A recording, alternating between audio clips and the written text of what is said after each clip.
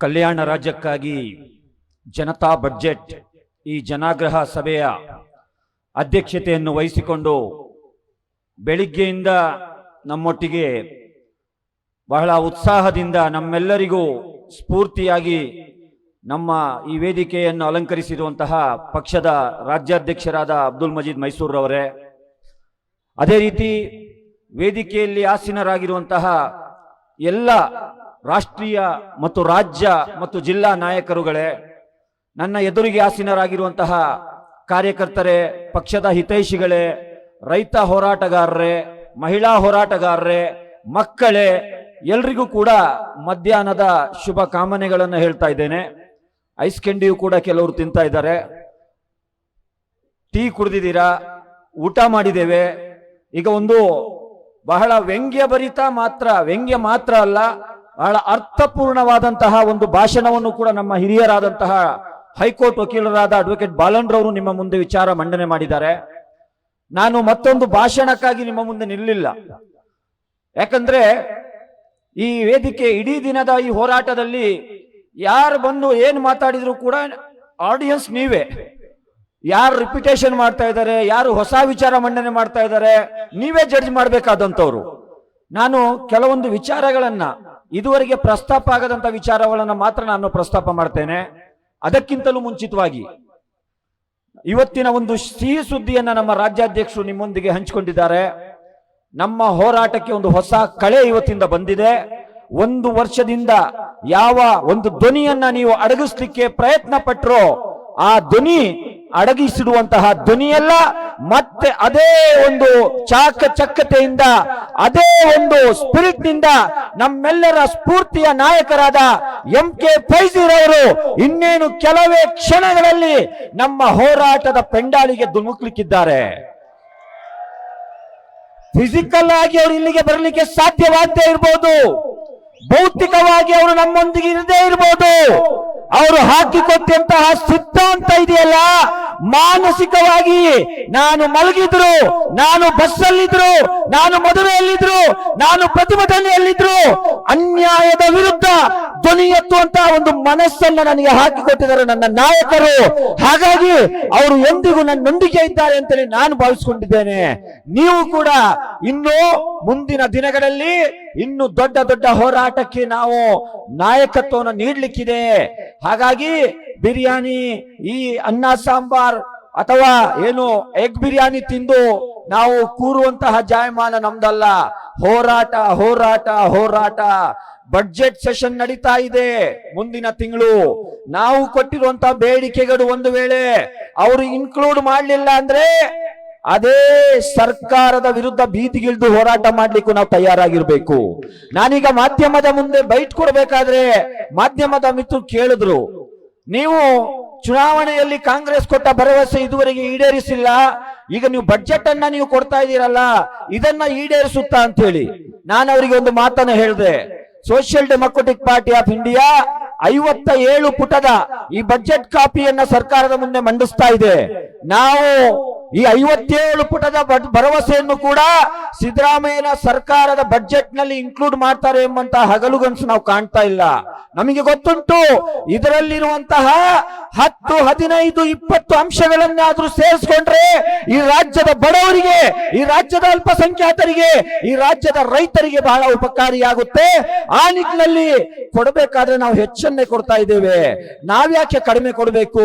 ಯಾಕಂದ್ರೆ ಈ ಸರ್ಕಾರ ಇವತ್ತು ಅಧಿಕಾರದಲ್ಲಿ ಇದೆ ಅಂತ ಹೇಳಿದ್ರೆ ಈ ರಾಜ್ಯದ ಅಲ್ಪಸಂಖ್ಯಾತರ ಋಣದಲ್ಲಿದೆ, ಈ ರಾಜ್ಯದ ದಲಿತರ ಋಣದಲ್ಲಿದೆ, ಈ ರಾಜ್ಯದ ಹಿಂದುಳಿದ ವರ್ಗದವರ ಋಣದಲ್ಲಿದೆ. ಕಳೆದ ವಿಧಾನಸಭಾ ಚುನಾವಣೆಯಲ್ಲಿ ಈ ಸಮುದಾಯಗಳು ಇವರಿಗೆ ಮಾಸ್ ಆಗಿ ವೋಟ್ ಅನ್ನ ಕೊಟ್ಟಿಲ್ಲ ಅಂತ ಹೇಳಿದ್ರೆ ಸಿದ್ದರಾಮಯ್ಯನವರ ಕುರ್ಚಿಯಲ್ಲಿ ಇವತ್ತು ಅವ್ರು ಕೂರ್ತಾ ಇರಲಿಲ್ಲ. ಯಾಕಂತ ಹೇಳಿದ್ರೆ ಅವರು ಅಧಿಕಾರಕ್ಕೆ ಬರ್ತಾ ಇರಲಿಲ್ಲ.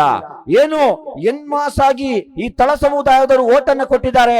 ಈಗ ನೀವು ಅವರ ಋಣವನ್ನ ತೀರಿಸುವಂತಹ ಒಂದು ಜವಾಬ್ದಾರಿಯನ್ನ ನಿರ್ವಹಿಸಬೇಕು. ಈ ಫ್ರೀಡಂ ಪಾರ್ಕಿನ ಈ ಸ್ವಾತಂತ್ರ್ಯ ಉದ್ಯಾನವನದಿಂದ ಕೂಗಳತೆಯ ದೂರದಲ್ಲಿ ವಿಧಾನಸೌಧ, ಆ ಕೂಗಳತೆಯ ದೂರದಲ್ಲಿರುವಂತಹ ವಿಧಾನಸೌಧದ ಆ ದಪ್ಪ ಚರ್ಮದ ಅಧಿಕಾರಿಗಳಿಗೆ ಇದು ತಟ್ಟಲ್ಲ. ನಮಗೆ ಗೊತ್ತಿದೆ, ಅವರು AC ರೂಮ್ ಅಲ್ಲಿ ಕೂತ್ಕೊಂಡು ಬಡ್ಜೆಟ್ ಅನ್ನ ಪ್ರಿಪೇರ್ ಮಾಡ್ತಾ ಇದ್ದಾರೆ. ಬಡ್ಜೆಟ್ ಅನ್ನ ಯಾರು ತಯಾರು ಮಾಡಬೇಕು? ಬಡ್ಜೆಟ್ ಮಂತ್ರಿಗಳು, ಶಾಸಕರು, IAS KAS ಅಫಿಷಿಯಲ್ಗಳಲ್ಲ. ಈ ಬಡ್ಜೆಟ್ ಅನ್ನ ನಿಜವಾಗ್ಲೂ ತಯಾರು ಮಾಡಬೇಕಾಗಿದ್ದವರು ಇಲ್ಲಿರುವಂತಹ ದುಡಿಯುವ ವರ್ಗದವರಾಗಿರ್ಬೇಕಾಗಿತ್ತು. ಆದರೆ ನಾವು ಯಾರಿಗೆ ವೋಟ್ ಕೊಟ್ಟು ನಮ್ಮ ಪ್ರತಿನಿಧಿಗಳಾಗಿ ವಿಧಾನಸೌಧಕ್ಕೆ, ವಿಧಾನ ಪರಿಷತ್ತಿಗೆ ಕಳಿಸಿದ್ದೇವೋ ಅವರು ಎಲ್ಲೂ ಕಾಣ್ತಾ ಇಲ್ಲ. ಅವರು ಮಾರ್ಚ್ 6ನೇ ತಾರೀಕಿನ ಬಡ್ಜೆಟ್ ಅಧಿವೇಶನದಲ್ಲಿ ಕೋಟು ಬೂಟು ಸೂಟು ಹಾಕೊಂಡು ಅಲ್ಲಿ ಬಂದು ಭಾಷಣ ಮಾಡ್ತಾರೆ. ಈ ಬಡ್ಜೆಟ್ಟಿನ ತಯಾರಿಗಳು ನಡೀತಾ ಇರಬೇಕಾದ್ರೆ ನನ್ನ ಕ್ಷೇತ್ರದ ಜನರಿಗೆ ಏನು ಅವಕಾಶಗಳು ಬೇಕು, ನನ್ನ ಕ್ಷೇತ್ರದ ಜನರು ಯಾವ ಸಮಸ್ಯೆಯನ್ನು ಎದುರಿಸ್ತಾ ಇದ್ದಾರೆ, ಈ ನನ್ನ ಕ್ಷೇತ್ರದಲ್ಲಿ ನಿರುದ್ಯೋಗ ಎಷ್ಟಿದೆ, ನನ್ನ ಕ್ಷೇತ್ರದಲ್ಲಿ ದಲಿತರ ಪರಿಸ್ಥಿತಿ ಯಾವ ರೀತಿ ಇದೆ, ರೈತರು ಎಷ್ಟು ಆತ್ಮಹತ್ಯೆ ಮಾಡಿಕೊಂಡಿದ್ದಾರೆ, ಈ ವಿಚಾರದಲ್ಲಿ ಅವರು ಕನ್ಸರ್ನ್ ಆಗಿರ್ಬೇಕಾಗಿತ್ತು. ಈ ಬಡ್ಜೆಟ್ ಪ್ರಿಪರೇಷನ್ ಸಂದರ್ಭದಲ್ಲಿ ಅಧಿಕಾರಿಗಳ ಮುಂದೆ ಅವರು ನಾವು ಮಂಡಿಸ್ತಾ ಇರುವಂತಹ ಈ ಅಂಶಗಳನ್ನು ಮಂಡಿಸಬೇಕಾಗಿತ್ತು. ಆದ್ರೆ ಏನ್ ಮಾಡೋದು, ನಾವು ಯಾರಿಗೆ ವೋಟ್ ಹಾಕಿ ಕಳಿಸಿದ್ದೇವೆ ಅವರು ಈ ವಿಚಾರದಲ್ಲಿ ನಾಲಾಯಕ್ ಆಗಿದ್ದಾರೆ. ಈ ವಿಚಾರದಲ್ಲಿ ಅವರಿಗೆ ಎಜುಕೇಶನ್ ಇಲ್ಲ. ಬಡ್ಜೆಟ್ ಪ್ರಿಪರೇಷನ್ ಸಂದರ್ಭದಲ್ಲಿ ಅವರ ಕ್ಷೇತ್ರದ ಜನರಿಗೆ ಬೇಕಾಗಿ ಅವರಿಗೆ ಬೇಕಾದಂತ ವಿಚಾರಗಳನ್ನ ಆ ಬಡ್ಜೆಟ್ ನಲ್ಲಿ ಇನ್ಕ್ಲೂಡ್ ಮಾಡ್ಬೇಕಂತ ಪರಿಜ್ಞಾನ ಇಲ್ಲ. ಹಾಗಂತ ಹೇಳಿ ನಾವು ಕೈ ಕಟ್ಟಿ ಕೂತ್ಕೊಂಡ್ರೆ ಆಗಲ್ಲ. ನಮ್ಮ ಅಡ್ವೊಕೇಟ್ ನಮ್ಮ ವಿಜಯನ್ ಸರ್ ಇದ್ದಾರೆ, ಅವರು ಕೋರ್ಟ್ ನಲ್ಲಿ ಹೋಗಿ ವಾದ ಮಾಡ್ತಾರೆ. ಕೋರ್ಟ್ ನಲ್ಲಿ ಹೋಗಿ ವಾದ ಮಾಡೋದಲ್ಲ, ಇವತ್ತು ಸರ್ಕಾರದ ಮುಂದೆ ವಾದ ಮಂಡಿಸಬೇಕು. ಬಾಬಾ ಸಾಹೇಬ್ ಅಂಬೇಡ್ಕರ್ ಅವರು ಬರೆದಿರುವಂತಹ ಸಂವಿಧಾನದಲ್ಲಿ ಪ್ರಜೆಗಳೇ ಅಲ್ಟಿಮೇಟ್ ಪ್ರಭುಗಳು, ನಾವೇ ಇವರನ್ನ ಆರಿಸಿ ಕಳಿಸಿರುವಂತದ್ದು. ಒಂದು ವೇಳೆ ನಮ್ಮ ಪರವಾಗಿ ಇವರು ಮಾತಾಡಲಿಲ್ಲ ಅಂತ ಹೇಳಿದ್ರೆ ಇವರಿಗೆ ಮಾತನಾಡಿಸುವಂತಹ ಒಂದು ಕೆಲಸವನ್ನ ನಾವೇ ಕಲಿಸಬೇಕು. ಆ ಭಾಷೆಯನ್ನು ಕಲಿಸಬೇಕು, ಆ ಲ್ಯಾಂಗ್ವೇಜ್ ಅನ್ನ ಕಲಿಸಬೇಕು. ಅದಾಗಿದೆ Social Democratic Party of India ಮಾಡ್ತಾ ಇರುವಂತದ್ದು. ನಿಮಗೆ ಗೊತ್ತಿರಲಿ, ಇದು ಕೇವಲ ಫ್ರೀಡಂ ಪಾರ್ಕ್ ನಲ್ಲಿ ಈ ಜನಾಗ್ರಹ ಸಭೆಯನ್ನು ಮಾತ್ರ ನಾವು ಮಾಡ್ತಾ ಇರೋದಲ್ಲ. ಪ್ರತಿ ಕಾಂಗ್ರೆಸ್ಸಿನ MLAಗಳಿಗೂ, ಪ್ರತಿ ಕಾಂಗ್ರೆಸ್ಸಿನ ಮಿನಿಸ್ಟರ್ಗಳಿಗೂ ಕೂಡ, ಮಂತ್ರಿಗಳಿಗೂ ಕೂಡ ನಮ್ಮ ಪಕ್ಷದ ಕಾರ್ಯಕರ್ತ ನಾಯಕರು ಈ ಬಡ್ಜೆಟ್ ಪುಸ್ತಕವನ್ನ ಸಬ್ಮಿಟ್ ಮಾಡ್ಲಿಕ್ಕಿದ್ದಾರೆ. ನೀವು ಬಡ್ಜೆಟ್ಟಿನ ಪ್ರಿಪರೇಷನ್ ಮೀಟಿಂಗ್ ಅಲ್ಲಿ ಈ ವಿಚಾರಗಳನ್ನ ಅವ್ರ ಮುಂದೆ ಮಂಡಿಸಬೇಕು ಅಂತ ಹೇಳಿ ಈಗ ಪ್ರೂವ್ ಮಾಡಬೇಕು. ನೀವು ಚುನಾವಣೆ ಸಂದರ್ಭದಲ್ಲಿ ಬಂದು ನಾವು ಅಲ್ಪಸಂಖ್ಯಾತರ ಬಗ್ಗೆ ಕಾಳಜಿ ಇರುವವರು, ನಾವು ದಲಿತರ ಬಗ್ಗೆ ಕಾಳಜಿ ಇರುವವರು, ನಾವು ಕಾರ್ಮಿಕರ ಬಗ್ಗೆ ಕಾಳಜಿ ಇಡುವವರು, ನಾವು ಮಳೆಯರ ಬಗ್ಗೆ ಕಾಳಜಿ ಇರುವವರು ಅಂತ ಭಾಷಣ ಮಾಡಿದ್ರಲ್ಲ, ಈಗ ಪ್ರೂವ್ ಮಾಡಬೇಕು. 3ನೇ ಬಡ್ಜೆಟ್ ಅನ್ನ ಈ ಸರ್ಕಾರದ ಅವಧಿಯ 3ನೇ ಬಡ್ಜೆಟ್ ಅನ್ನ ಸಿದ್ದರಾಮಯ್ಯನವರು ಮಂಡಿಸ್ತಾ ಇದ್ದಾರೆ. ಆದ್ರೂ ಕೂಡ ಯಾವ ಭರವಸೆಗಳನ್ನ ನೀವು ಕೊಟ್ಟು ಚುನಾವಣೆಯಲ್ಲಿ ಅಧಿಕಾರಕ್ಕೆ ಬಂದ್ರಿ, 6.7% ಮಾತ್ರ ನೀವು ಭರವಸೆಯನ್ನ ಈಡೇರಿಸಿರೋದು. ನಾವು ಕೇಳಿದಂತ ಭರವಸೆ ಅಲ್ಲ, ನೀವೇ ಕೊಟ್ಟಂತಹ ಪ್ರಣಾಳಿಕೆಯಲ್ಲಿ ಕೊಟ್ಟಂತಹ ಭರವಸೆಗಳು 6.7% ಈಡೇರಿಸಿದ್ದೀರಾ. ಇನ್ನೇನು ನಾಳೆ ನಾಡಿದ್ದು ಕುರ್ಚಿ ಬಿಟ್ಟು ನೀವು ಕೆಳಗಿಳಿತೀರಾ? ಯಾರನ್ನ ಕೇಳಬೇಕು ಈ ರಾಜ್ಯದ ಜನರು? ಯಾರ ಬಗ್ಗೆ ನಾವು ಭರವಸೆ ಇಟ್ಟು ಮತವನ್ನ ಕೊಟ್ವಿ, ಅವರು ನಮಗೆ ದ್ರೋಹವನ್ನ ಮಾಡಿದ್ದಾರೆ.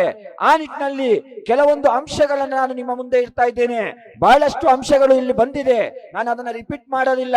ನಮ್ಮ ರಾಜ್ಯಾಧ್ಯಕ್ಷರು, ನಮ್ಮ ರಾಷ್ಟ್ರೀಯ ಪ್ರಧಾನ ಕಾರ್ಯದರ್ಶಿಗಳು ಅಂಕಿ ಅಂಶಗಳ ಸಹಿತ ನಿಮ್ಮ ಮುಂದೆ ವಿಚಾರವನ್ನ ಮಂಡನೆ ಮಾಡಿದ್ದಾರೆ. ನೀವು ಇದರ ಬಗ್ಗೆ ನಿಮ್ಮ ಕ್ಷೇತ್ರದ ಶಾಸಕರು, ನಿಮ್ಮ ಕ್ಷೇತ್ರದ ಮಂತ್ರಿ ಮಹೋದಯರಿಗೆ ತಲುಪಿಸಬೇಕು. ನಾಳೆ ನಿಮಗೆ ಈ ಬಡ್ಜೆಟ್ ಪುಸ್ತಕವನ್ನ ಪ್ರತಿ ಜಿಲ್ಲೆಗೂ ನಾವು ತಲುಪಿಸ್ತೇವೆ.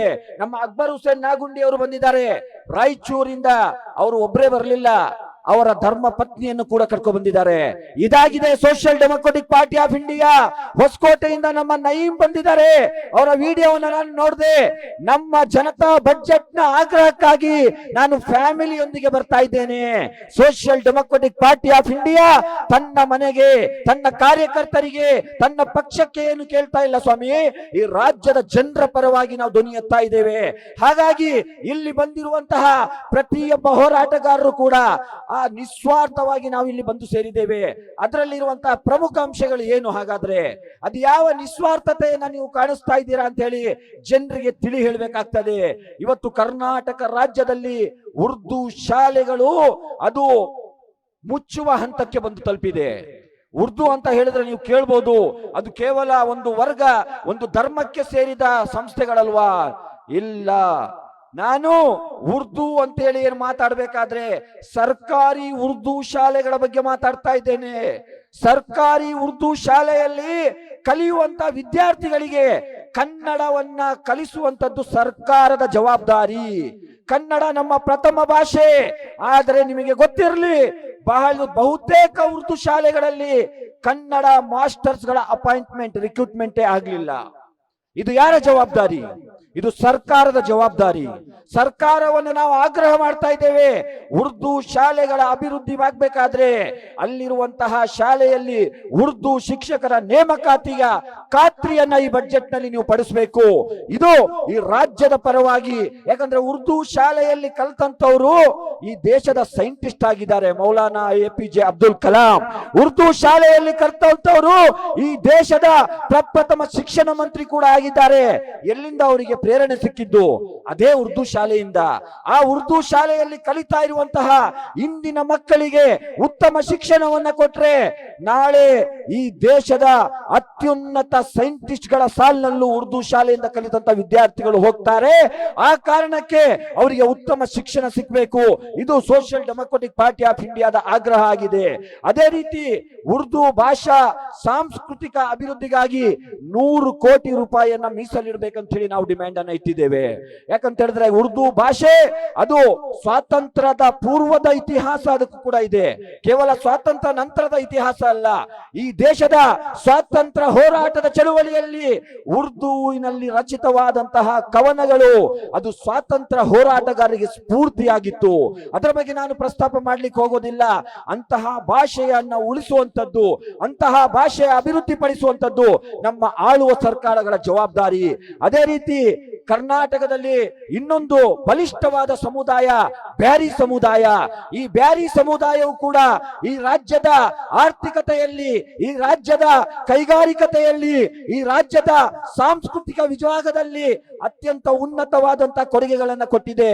ಆ ಬ್ಯಾರಿ ಸಮುದಾಯದ ಅಭಿವೃದ್ಧಿ ನಿಗಮಕ್ಕಾಗಿ 100 ಕೋಟಿ ರೂಪಾಯಿಯನ್ನ ಮೀಸಲಿಡಬೇಕಂತ ಹೇಳಿ Social Democratic Party of India ಆಗ್ರಹಿಸ್ತಾ ಇದೆ. ಅದೇ ರೀತಿ ಅದು ಹಲವಾರು ಹಿಂದುಳಿದಂತಹ ನದಾಫ್ ಆಗಿರ್ಬೋದು, ಪಿಂಜಾರ ಆಗಿರ್ಬೋದು, ಇಂತಹ 15 ಸಮುದಾಯಗಳು, ಅತಿ ಹಿಂದುಳಿದಿರುವಂತಹ ಸಮುದಾಯಗಳ ಅಭಿವೃದ್ಧಿಗಾಗಿ ಕನಿಷ್ಠ 3,000 ಕೋಟಿ ರೂಪಾಯಿಯನ್ನ ಮೀಸಲಿಡಬೇಕು ಅಂತ ಹೇಳಿ ನಾವು ಆಗ್ರಹವನ್ನ ಮಾಡ್ತಾ ಇದ್ದೇನೆ. ಸಮಯ ಮುಗ್ದಿದೆ. ಧನ್ಯವಾದ. Thank you.